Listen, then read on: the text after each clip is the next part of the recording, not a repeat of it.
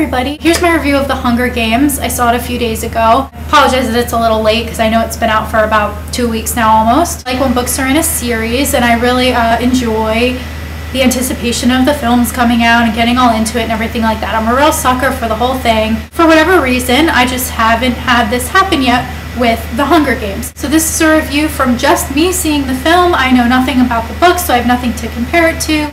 So The Hunger Games is part of a series of books that's now being translated into films, major motion pictures, big blockbuster movies. About your protagonist, it's a young girl named Katniss Everdeen. Things are just organized completely differently at this point in terms of countries and states. It's divided into different districts. Some of them are very wealthy, some of them are very poor. Every year, I think it's supposed to be every year, they do something called a reaping, where they gather up all the teenagers from, I think it's like 13 to 18, and choose a boy and a girl at completely random, like out of a hat practically, and they have to then duke it out and fight with the other representatives from the other districts.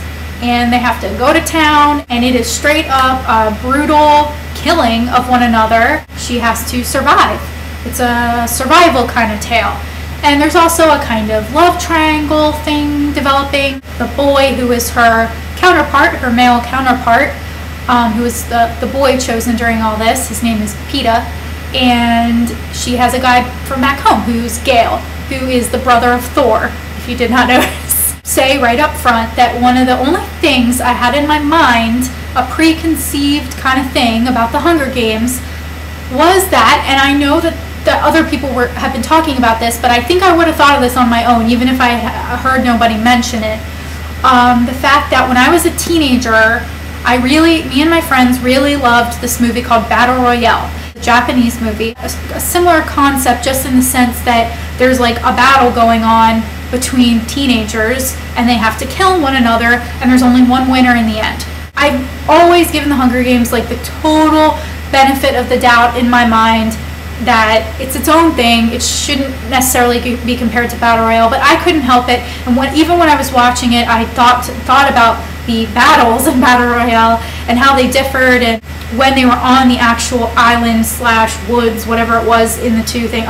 In Battle Royale, it's most definitely an island, I think they're on. After having watched the film, I can definitely separate them more now. They definitely have some similarities, though. I mean, if any of you guys seen Battle Royale and seen The Hunger Games, I mean, there's definitely some similarities going on, but there's nothing wrong with that at all, and it's a really cool concept, so who can blame them, whatever. And I'm not thinking for a split second that the author, like, stole Battle Royale's idea or anything like that. Not at all. I really enjoyed the film in a very sophisticated manner. I felt that music and things like that were used very sparingly. It was very minimalistic in that sense. But the performances were top-notch. I really liked Jennifer Lawrence. They're all just very, very likable, and Woody Harrelson's in it. He has kind of a funny little part. Lenny Kravitz is in it, and he has quite a likable part. The world in The Hunger Games, it just didn't quite like grab my imagination and stick with me.